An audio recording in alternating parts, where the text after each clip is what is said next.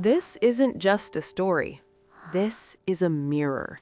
And in it, you might just see the hidden chains that bind you, the ones that keep you from the life you were always meant to live.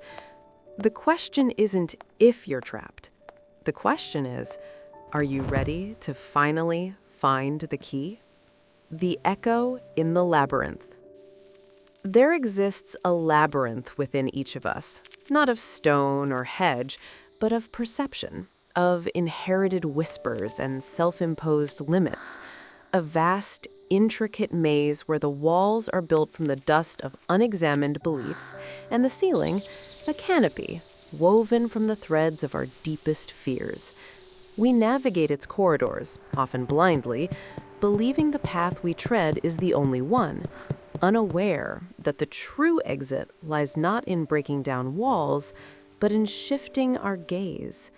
We walk, not truly seeing the sun-drenched plains beyond, because our eyes are fixed on the shadows dancing at our feet. Eleanor had always felt the subtle pull of these invisible chains, though she could never name them. Her life, from an external vantage, was a tapestry woven with threads of quiet competence and predictable comfort. A respectable job in a mid-sized accounting firm, a meticulously kept apartment filled with carefully chosen, understated furniture, a small circle of polite acquaintances with whom she shared agreeable, if somewhat superficial, conversations. Yet, beneath this veneer of order, a persistent, almost imperceptible hum of unlived resonated within her. It was, to borrow a phrase from a forgotten poet, a vessel, perfectly formed, yet perpetually half empty. She observed the world with a keen, analytical mind, capable of dissecting complex financial statements and forecasting market trends with an almost uncanny accuracy. But when it came to the landscape of her own soul, her vision became blurred, obscured by a mist of elusive longing. She saw others, seemingly untethered, soaring with a joyful abandon she could only ever glimpse from the ground. Their laughter, their passion, their spontaneous adventures, these were like vibrant splashes of color against the muted canvas of her own existence. Every morning, the ritual was the same. The alarm, a gentle chime, would pull her from the fragmented narratives of her dreams. She would rise, her movements precise and economical, a silent ballet of efficiency. The aroma of freshly brewed coffee would fill her small kitchen, a comfort, yet also a reminder of the day stretching ahead, a series of predictable tasks, meetings, and obligations. She'd scan the headlines, absorb the daily dose of global anxieties, and then, with a sigh that was almost imperceptible even to herself, she would step out into the world, a world that felt both intimately familiar and profoundly distant. Her work offered a certain intellectual satisfaction, a sense of accomplishment in solving complex problems. But the numbers, for all their neat precision, offered no solace to the restlessness that stirred within her. She would often find herself staring out of her office window, her gaze fixed on the bustling street below, on the anonymous faces hurrying past. Each person, a universe unto themselves, each carrying their own unique constellation of hopes and fears. Did they feel this quiet ache, the sense of being an observer rather than a participant? Or were they simply better at disguising it, more adept at navigating the labyrinth with a confident stride? In the quiet hours of the evening, after the day's demands had receded, Eleanor would often retreat into the sanctuary of books. Literature was her clandestine escape, a portal to lives more vibrant, more dramatic, more felt. She devoured novels of adventure, biographies of audacious explorers, philosophical treatises that grappled with the very nature of existence. She sought answers, explanations for the persistent void she carried. She highlighted passages, filled notebooks with her own fragmented reflections, trying to articulate the inexpressible. But the words, for all their wisdom, remained on the page, echoes of experiences she had not yet claimed for herself. One particularly gray Tuesday, as rain lashed against her window and the fluorescent lights of the office hummed with a monotonous drone, Eleanor found herself grappling with a particularly vexing spreadsheet. Figures refused to reconcile, anomalies persisted, and the deadline loomed like a storm cloud on the horizon. Frustration gnawed at her, not just because of the task at hand, but because it felt emblematic of a larger struggle, the struggle to find meaning in the meticulously ordered, yet ultimately unfulfilling, routine of her days. She pushed her chair back, stretched, and for a fleeting moment allowed her mind to wander. She pictured herself on a vast, wind-swept plain beneath an impossibly wide sky, the very antithesis of her current confinement. The image, though fleeting, brought with it a pang of longing so sharp it surprised her. It was more than a desire for a vacation. It was a yearning for a different state of being, a liberation from the invisible chains that held her captive within her own carefully constructed existence. The human spirit, for all its resilience, can grow accustomed to confinement. Like a bird born in a cage, it might learn to sing within its bars, never truly comprehending the boundless expanse of the sky. But sometimes a single note, a single unexpected whisper can penetrate the perceived safety of the familiar, stirring an ancient memory of flight. It is not a shout, not a dramatic revelation, but a subtle vibration in the very fabric of our complacency, a hint that there is more, always more, than what our immediate vision allows us to see. The final letter in the bundle, dated shortly before Anya's disappearance, for she never returned, a mystery Eleanor's family had always shrouded in silence, contained a single, profound question. When do we choose to stop simply existing and begin to truly live, Eleanor? When do we untether ourselves from the comfort of the familiar and step into the wild unknown of our own potential? The question hung in the air, a bell that had been struck, its reverberations slowly spreading through Eleanor's carefully constructed world. It was a gentle prod, not a violent shove, but its impact was no less profound. For the first time, the hum of dissatisfaction within her transformed into a clear, albeit faint, whisper. It was the whisper of the unseen, the unheard, the unlived. It was the echo in the labyrinth, finally finding a listener. The meticulously organized spreadsheet on her desk suddenly seemed insignificant, the endless stream of numbers a diversion from the only equation that truly mattered, the one that defined her own existence.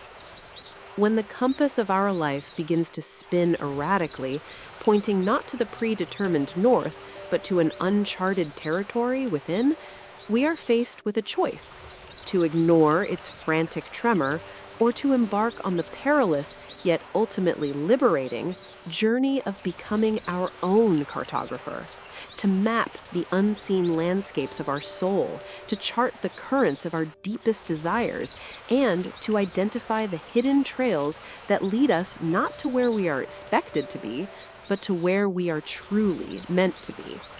This is not a journey for the faint of heart, for it demands an honest confrontation with the very foundations of our perceived reality. The letters from Anya and her grandmother had planted a seed in Eleanor's consciousness, a tiny, resilient sprout pushing through the hardened ground of her routines. The question, when do we begin to truly live, became a persistent companion, echoing in the quiet moments between tasks, in the solitude of her evenings. She found herself rereading passages from the letters, her analytical mind now turned inward, dissecting not financial data, but the intricate architecture of her own desires. Her method, she realized, could not be found in external pursuits, at least not yet. The initial journey had to be internal, a careful, deliberate excavation. She began with introspection, a term she had always associated with abstract philosophical concepts, but which now felt intensely personal and immediate. She acquired a plain, leather-bound notebook, its pages invitingly blank, a stark contrast to the ledger books that dominated her professional life. This, she declared to herself, would be her soul atlas. Her first step was to identify the invisible chains, the unspoken rules and expectations that had unconsciously shaped her choices. She listed them, meticulously, in elegant script. Always be polite. Avoid conflict. Don't draw attention to yourself. Practicality over passion. Security above all else. As she wrote each one, she felt a subtle tightening in her chest, a faint hum of recognition. These were not malicious impositions, but rather the quiet doctrines of a well-meaning upbringing reinforced by a society that valued conformity and predictability. Yet they had, over time, formed a cage, albeit one woven from silk rather than steel. Next, she began to observe her own reactions, her own inner landscape, with a newfound vigilance. When did she feel truly alive, even if only for a fleeting moment? What activities sparked a genuine sense of engagement rather than just a dull sense of obligation? She noticed that when she was engrossed in a particularly challenging logical puzzle, or when she was lost in the intricacies of a complex piece of music, a spark ignited within her. And, most surprisingly, when she was immersed in the stories of people who dared to live unconventional lives, a profound sense of kinship, a resonant yes, vibrated through her. She also paid close attention to the moments of disquiet, the gnawing feeling after a superficial conversation, the emptiness after a day filled with tasks that felt detached from her true self, the vague sense of dread that sometimes accompanied the anticipation of another Monday morning. These, she realized, were not merely negative emotions to be suppressed. They were signals, messages from her authentic self, pointing to discrepancies between who she was pretending to be and who she truly was. Her introspection wasn't a whirlwind of dramatic breakthroughs, but a slow, painstaking process, like an archaeologist carefully brushing away layers of dust to reveal an ancient artifact. She discovered a latent curiosity for the natural world, a fascination with the intricate patterns of leaves and the complex ecosystems of even a small patch of grass. She rediscovered a childhood love for sketching, a simple joy she had long dismissed as a trivial pastime. She unearthed a deep-seated yearning for connection, for conversations that transcended the weather and office politics, for relationships built on authentic vulnerability. The method, she realized, was not a singular dramatic act, but a gradual unfolding, a re-education of her own senses. It was about learning to listen to the whispers of her own intuition, rather than the clamor of external expectations. It was about creating space for the unheard parts of herself to emerge, to breathe, to exist. She started by dedicating small pockets of time each day to these acts of self-discovery. 10 minutes of silent observation in a park, a half hour of sketching, an hour spent reading something entirely unrelated to her work. These were not grand gestures, but small, deliberate acts of defiance against the tyranny of the shoulds and musts that had governed her life. The biggest challenge, she soon discovered, was the internal resistance. A voice, insidious and familiar, would whisper doubts. This is self-indulgent. You're wasting time. What's the point? It was the voice of the labyrinth, trying to pull her back into the comfortable familiarity of its well-worn paths. But armed with her soul atlas and the echoing question from Anya's letter, Eleanor found a new resolve. She was not just reading stories of courageous lives anymore. She was beginning to write her own. And the first line, she knew, had to be penned in the quiet solitude of her own introspection, mapping the hidden terrain of her soul. The journey of transformation is rarely a smooth ascent. More often, it is a treacherous climb, punctuated by false summits, unexpected detours, and the chilling realization that the very ground beneath our feet feels less stable than before. When we begin to dismantle the familiar structures of our lives, the comfort of predictability gives way to the discomfort of uncertainty. This is the struggle, the internal static, the resistance from a world accustomed to our old shape, and the daunting fear that perhaps the path we are forging leads nowhere at all. As Eleanor delved deeper into her soul atlas, the initial thrill of discovery gradually gave way to a more profound and unsettling struggle. The first manifestation of the struggle was internal, a fierce and relentless battle against the ingrained habits of a lifetime. The voice of doubt, once a whisper, grew louder, more insistent. "What are you doing? This is foolish.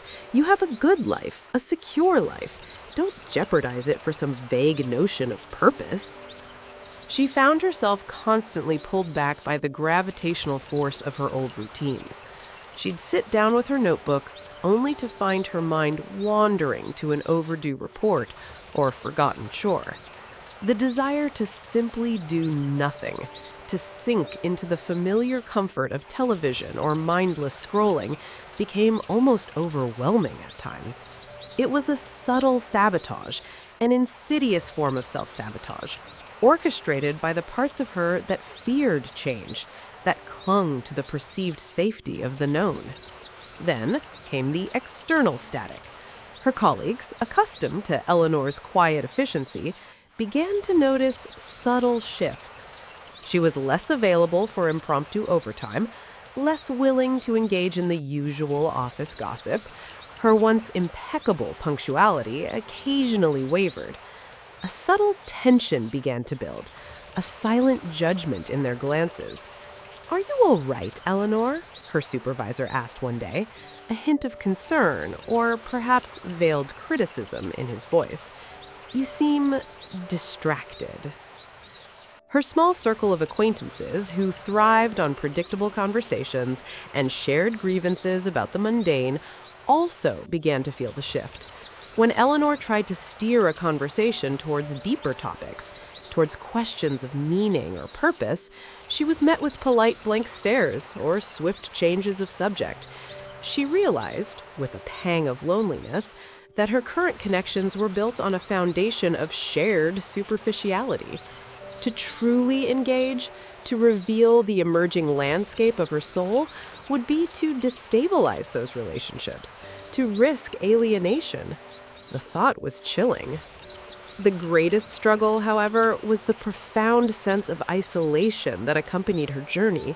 The deeper she went, the more she felt She remembered Anya's last letter, the question that had ignited this journey. When do we choose to stop simply existing and begin to truly live? The answer in that moment felt impossibly distant, obscured by a dense fog of doubt. The fear of failure, the fear of losing what little stability she possessed, the fear of stepping into the abyss of the unknown without a safety net. These fears converged, forming a monstrous obstacle in her path. She felt the urge to simply stop, to return to the familiar, if unfulfilling, comfort of her old life, to simply close the soul atlas and pretend she had never opened it. The static and the wires of her new connection to herself was deafening, threatening to sever the fragile line she had painstakingly tried to establish. The struggle, however formidable, is not the destination. It is merely the crucible in which true transformation takes shape. It is in the depths of our most profound challenges that we are forced to shed the illusions of who we once were, to confront our deepest fears, and to discover the unyielding strength that lies dormant within us. Like a chrysalis pushed to its limits, the struggle ultimately reveals the wings we never knew we possessed, preparing us for a flight we once believed impossible. It was during one of her deepest moments of despair, sitting amidst the scattered pages of her soul atlas, that Eleanor stumbled upon a forgotten passage from one of Anya's letters. It spoke of the power of the small yes. When the path ahead seems insurmountable, Anya had written, do not seek to conquer the mountain in a single leap. Instead, focus on the very next step, however tiny. Acknowledge the fear, but choose the small yes anyway. For it is in these small, consistent acts of courage that we build the momentum for monumental change. The words resonated with a quiet power. Eleanor realized she had been trying to leap across chasms, to transform her entire life in one grand, sweeping gesture. But transformation, she understood, was not a sudden burst of fireworks. It was the slow, persistent unfolding of a flower, petal by delicate petal. Her first small yes was to attend a local art class, something she had always admired from a distance but dismissed as not practical. She felt a tremor of anxiety walking into the bustling studio, the scent of paint and turpentine overwhelming her senses. But as she picked up a charcoal pencil and made her first tentative mark on the paper, a forgotten joy bubbled to the surface. It wasn't about creating a masterpiece, it was about the act of creation itself, the tactile engagement, the playful exploration of form and shadow. She wasn't just drawing a still life, she was rediscovering a dormant part of her own being. Next, she sought out a hiking group, drawn by her rediscovered fascination with the natural world. The initial hikes were challenging, her body unaccustomed to the strenuous exertion. Her lungs burned, her muscles ached, and she often felt clumsy and out of place amongst the more experienced hikers. But with each upward climb, with each vista that unfolded before her, a profound sense of accomplishment began to replace the internal static. The physical exertion, the crisp air, the grandeur of the landscapes, these experiences anchored her in the present moment, silencing the incessant chatter of her anxieties. She met people who shared her nascent interests, individuals whose conversations were not confined to the superficial, and for the first time in a long while, she felt a glimmer of genuine connection. Eleanor also began to reevaluate her relationship with her job. She realized that while the core tasks might remain, her approach to them could change. Instead of seeing her work as a series of obligations, she started to view it as an opportunity to practice her newfound skills of observation and problem solving, but with a different lens. She introduced small efficiencies, streamlined processes, and even offered to mentor a junior colleague, finding a quiet satisfaction in contributing beyond her immediate responsibilities. This subtle shift in perspective didn't change her job, but it changed her experience of it. The most significant transformation, however, was in her internal landscape. The voice of doubt, though still present, no longer held the same power. She had learned to acknowledge it, to listen to its fears without allowing them to dictate her actions. She understood that fear was a natural part of growth, a signal that she was stepping beyond her comfort zone into the fertile ground of her potential. Her soul atlas became not just a record of her self-discovery, but a testament to her resilience, filled with sketches, reflections, and even small, hesitant poems that celebrated the beauty of imperfection and the courage of the journey. One evening, as she sat by her window, watching the city lights twinkle below, she felt a profound sense of peace settle over her. It wasn't an explosive revelation, but a quiet knowing. The invisible chains, though not entirely vanished, felt significantly looser.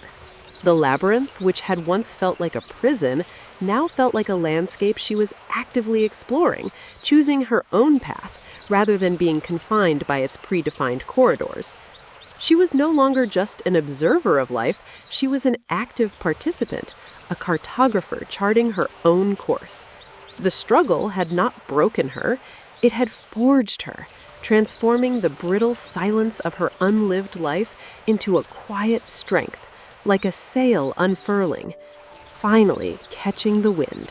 With the sail unfurled and the wind at our backs, the direction we choose becomes paramount. For true transformation is not merely about breaking free from the old, but about consciously choosing the new, guided by the internal compass of our authenticity.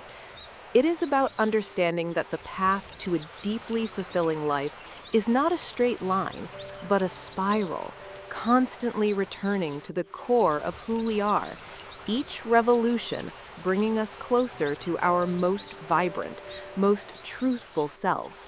This is the call to action, not just for ourselves, but for the ripple effect we create in the world. Eleanor's transformation was not a destination reached, but a journey embraced. The hum of unlived, which had once been a source of quiet despair, had transmuted into a vibrant thrum of becoming. She no longer sought external validation or waited for life to happen to her. She was actively co-creating it, guided by the compass of her own authenticity. Her art, once a clandestine pastime, had blossomed into a passionate pursuit. She experimented with colors, textures, and forms, expressing the emotions and insights that words often failed to capture. Her sketches, once tentative, now possessed a bold, confident energy. She even began sharing her work online, initially with trepidation, then with a growing sense of empowerment as positive feedback flowed in. She discovered a community of fellow artists, individuals who understood the language of creative expression and with whom she could share her emerging self without reservation. Her connection to nature deepened. She spent weekends volunteering at a local conservation project, learning about native flora and fauna, feeling the earth beneath her hands, and contributing to something larger than herself. The quiet reverence she felt in the wilderness had replaced the restless anxieties of her previous life. She learned the names of trees and birds, understood the delicate balance of ecosystems, and felt a profound sense of belonging to the intricate web of life. Her relationships, too, began to transform. She found herself naturally gravitating towards people who valued deep connection, genuine conversation, and shared curiosity. She was no longer afraid to express her opinions, to share her vulnerabilities, or to challenge assumptions. Some acquaintances drifted away, unable or unwilling to engage with this new Eleanor, and while a faint pang of sadness accompanied their departure, it was quickly replaced by a sense of liberation. She understood that true connection was built on authenticity, not polite pretense. The greatest shift, perhaps, was in her relationship with herself. The meticulous accountant, once defined by her precision and adherence to rules, had not vanished. Instead, she had integrated with the artist, the explorer, the curious seeker. Her analytical mind now served her quest for meaning, helping her to discern patterns, to understand complex emotions, and to make deliberate, conscious choices aligned with her deepest values. She had learned to trust her intuition, that quiet inner voice that had once been drowned out by the noise of expectation. Eleanor still held her job, but it was no longer the defining pillar of her existence. It provided financial stability, allowing her the freedom to pursue her passions, to invest in her growth. She found new ways to bring creativity and innovative thinking to her work, surprising her colleagues and even her supervisor, who had long since stopped asking if she was distracted and instead began to seek her input on challenging projects. One evening, years after finding Anya's letters, Eleanor sat in her apartment, which now felt less like a carefully curated display and more like a vibrant, lived-in space. Her art adorned the walls, books filled shelves, and a small, flourishing plant collection brought a touch of the natural world indoors. She held Anya's last letter, the one with the poignant question: when do we choose to stop simply existing and begin to truly live? She closed her eyes, a gentle smile gracing her lips. The answer, she realized, was not a singular moment, but a continuous series of choices, a conscious commitment to unfurl the sail and navigate by the compass of authenticity, even when the winds were uncertain. It was about choosing courage over comfort, curiosity over complacency, and connection over isolation, again and again, with each sunrise. Do not wait for a dramatic revelation, a sudden lightning bolt of clarity. Begin, instead, with a small yes. What is one tiny, courageous step you can take today, right now, to honor the whisper within you? Perhaps it is dedicating 5 minutes to silent reflection, to simply listen. Perhaps it is picking up a forgotten hobby, a creative spark you once dismissed as trivial. Perhaps it is reaching out to someone with a genuine question, seeking connection beyond the superficial. Perhaps it is forgiving yourself for past hesitations and extending an act of kindness to the person you are becoming. The journey will not be without struggle. The labyrinth will test your resolve. But remember Eleanor, remember Anya. The compass of authenticity is already within you. Your sail is waiting to be unfurled. And the world, the vast, vibrant, awe-inspiring world, is waiting for the unique echo of your truth to resonate within it. Don't just exist, dare to live. What small yes will you choose today? Subscribe to join our 1,000-day journey of healing and life lessons. Tell me in the comments, what is one broken thread you are mending today? Like and share this with someone who needs a peaceful night.